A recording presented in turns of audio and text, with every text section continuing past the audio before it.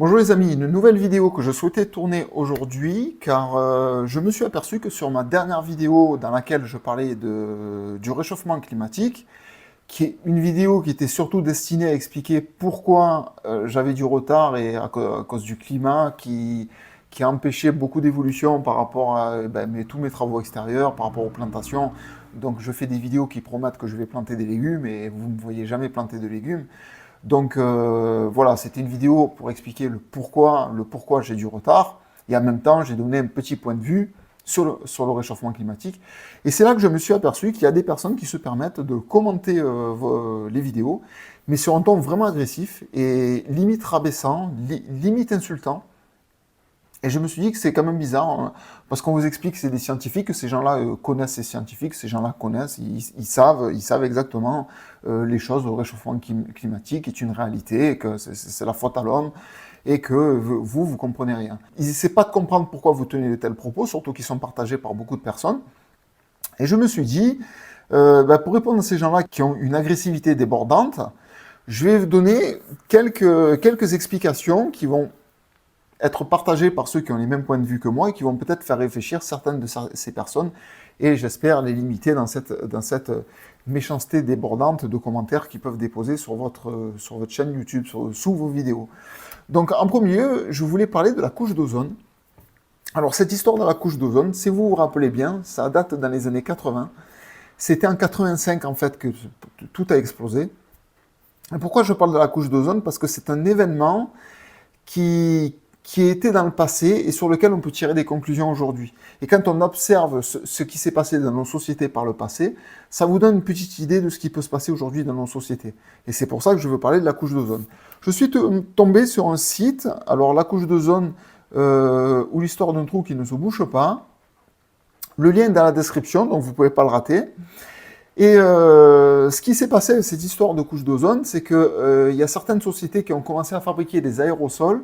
Et au lieu de contenir ce fameux gaz qui était soi-disant, apparemment, voilà, qui était apparemment agressif pour la couche d'ozone, ils se sont mis à fabriquer des aérosols avec de l'air comprimé, avec une technologie qui évolue, des aérosols bien sûr un peu plus chers, qui a créé un nouveau marché et qui a fait gagner l'argent à certaines entreprises.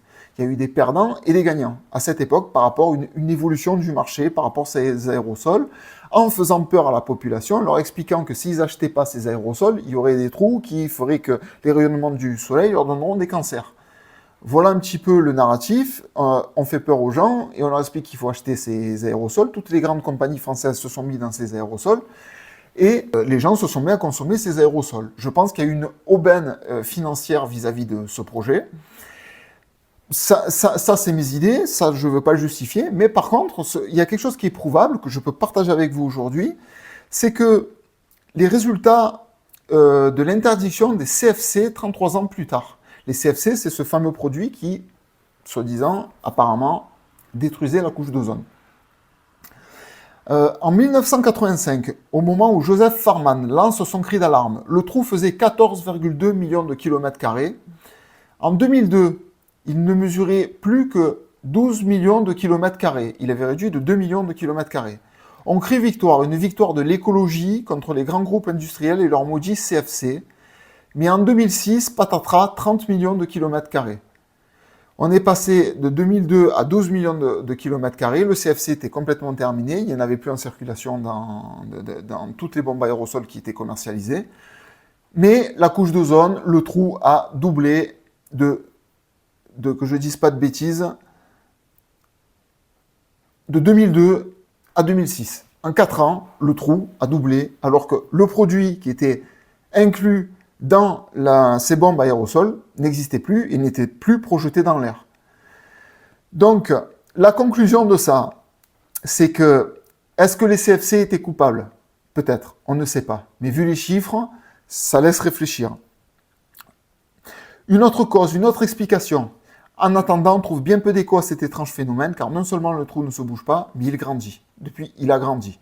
Et la chose où je veux en venir, c'est qu'on vous a fait un pataquès écologique sur un problème de trou de couche d'ozone en faisant peur à la population, en faisant la promotion de produits qui allaient améliorer les conditions de vie pour les gens. 33 ans plus tard, vous vous apercevez que tout ça, c'est que du pipeau. ce que j'ai dit dans mon ancienne vidéo, un phénomène qui s'est passé il y a plus de 33 ans, 35 ans en arrière. Ben maintenant, rien n'est vrai, rien n'est avéré.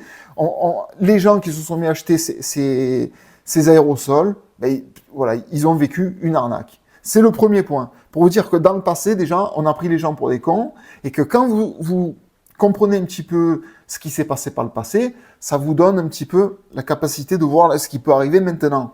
Parce qu'au jour d'aujourd'hui, maintenant, on vous parle du réchauffement climatique. Et bien sûr, il faut éviter les gaz à effet de serre, donc il faut rouler électrique. Il faut éviter le CO2, donc il faut manger d'une certaine façon. Il faut manger plus de légumes, d'après ce que j'ai pu lire. Comment lutter? Voilà, par exemple. Alors, l'électricité, alors là, les énergies, ça c'est magnifique. Je vais vous expliquer sur les énergies. Se déplacer à pied, à vélo, il ne faut plus utiliser la voiture ou la voiture électrique, les aliments d'origine végétale. Enfin, toute une histoire, sans parler des ZFE, sans parler de tout un tas de choses qui sont en train de se mettre en place pour conditionner les humains à vivre d'une certaine façon sous cette histoire de réchauffement climatique.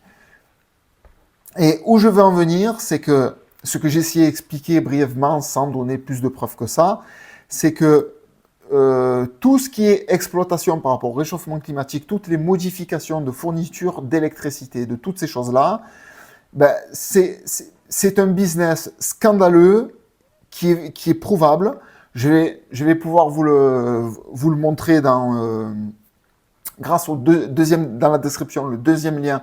Vous avez tous les éléments qui vous montrent exactement ce que je vais vous expliquer. Alors non au business scandaleux de l'éolien. Comment ça marche? EDF a obligation d'acheter l'électricité éolienne au prix fort entre 70 et 91 euros le mégawatt-heure pour l'éolien terrestre et 180 et 220 euros le mégawatt-heure pour l'éolien en mer. Puis revend instantanément cette énergie sur le marché au prix de 32 MWh, 32 euros le mégawattheure, donc à perte. Ils achètent l'électricité à un prix entre 70 et 200 MWh, et c'est eux qui l'exploitent. Il n'y a que EDF qui exploite l'énergie en France. Mais dès que cette énergie est collectée, elle est revendue sur le marché de l'énergie à un prix de base où toutes les autres compagnies peuvent se servir. Donc déjà, ça, c'est un premier exemple qu'il suffit de demain, vous créez votre société d'énergie, et avec cette société d'énergie, EDF, c'est tout sur le dos d'énergie d'EDF. Vous achetez l'électricité à 32 MWh, vous faites un tarif qui vous convient un peu plus cher que ça, et vous gagnez de l'argent sans avoir pris de risque, précisément. Ça, c'est la première embrouille. Ensuite, EDF paye donc cette électricité 3 à 6 fois le prix du marché. Cet argent va directement remplir les poches des gros bonnets de l'éolien. Le consommateur contribuable renfloue les pertes. Parce que cette perte, cet argent que EDF, qu'est-ce qui se passe? Elle est en fait donnée sur la facture. Donc pourquoi votre facture électrique aujourd'hui est démente? Parce qu'on fabrique d'une manière, on laisse tomber le nucléaire, on se lance dans l'éolien, on se lance dans ces énergies sous couvert d'écologie. On fabrique de l'énergie qui coûte très cher, mais qui est bloquée à 32 euros le mégawattheure. Et la différence, la perte, pour pas que EDF y coule, eh ben, c'est sur votre facture. Et c'est les Français qui payent ça. Donc le consommateur contribuable renfloue les pertes. Et ce trafic en or massif est garanti par l'État pendant 15 à 20 ans. Donc l'État vous garantit que si vous investissez dans l'éolien, ce sera garanti. C'est un système de transfert massif de ressources financé par les consommateurs contribuables et qui a permis l'émergence de fortunes colossales. Et c'est monsieur Lévy, PDG d'EDF, qui le dit. Ce monsieur sait de quoi il parle. Vous voyez, le site fait référence à le PDG d'EDF qui vous explique que c'est l'émergence de fortunes colossales. Il y a des gens, grâce à l'éolienne, aujourd'hui, qui gagnent des fortunes colossales. C'est la même chose pour les panneaux photovoltaïques. Les panneaux photovoltaïques, je vous mets une petite vidéo, il y a une troisième lien, c'est une vidéo sur ça. Quand vous voyez le massacre que c'est, l'investissement que ça coûte, et tout ça, c'est garanti par l'État. Et c'est exactement le même système que les éoliennes. Ils massacrent nos forêts, ils font des trous, ils font des trucs d'extraterrestres dans certaines régions. Les gens qui investissent là-dedans, l'État leur garantit que ce sera rentable pendant 15 à 20 ans, ce sera sur les impôts, ce sera sur les factures d'EDF. Donc, quoi qu'il en soit, c'est les Français qui vont payer, l'État le garantit. Donc, tous les gens qui vont investir leur argent, tous ces copains-là, les gros bonnets, l'émergence de fortunes colossales, Toutes ces personnes-là vont investir leur argent dans ces trucs-là pour s'en mettre plein les poches. Tout ça sur le dos des gens, sous prétexte de réchauffement climatique. Et après, on vient de me dire que c'est scientifique, que c'est une réalité, et que c'est le réchauffement climatique. Mais je suis convaincu que ce n'est pas l'activité humaine qui cause ça, parce qu'il y a d'autres scientifiques, d'autres personnes qui sont calés là-dedans et qui en parlent, qui sont interviewés sur certaines chaînes comme...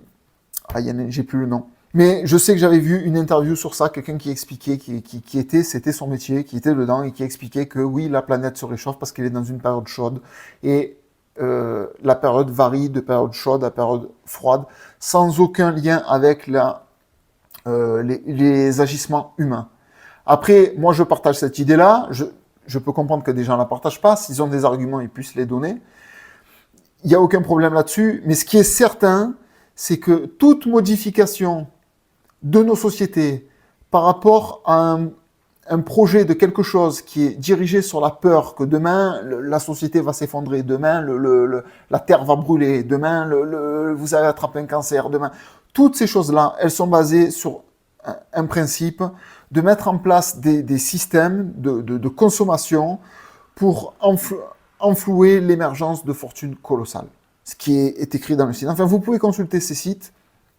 Les 3 sites sont dedans, donc je suis pas le mieux placé pour en parler, mais je sais lire, je sais faire des recherches, je sais qu'il y a un gros problème avec l'État français, je sais qu'il y a quelque chose qui ne va pas, la France est devenue une mafia à mes yeux, et vous dire que non, c'est scientifique, c'est certain, non, tout est normal, il faut acheter des voitures électriques, il faut consommer comme...